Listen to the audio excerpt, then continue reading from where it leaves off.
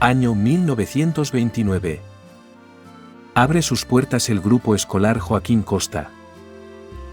Proyectado por Miguel Ángel Navarro, se aplican en sus aulas las nuevas corrientes pedagógicas, llegando a ser considerado el mejor y más moderno centro escolar de España.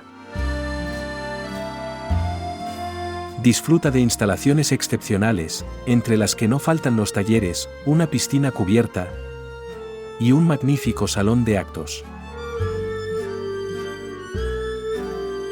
En la actualidad, se sigue ejerciendo en ese colegio la actividad docente.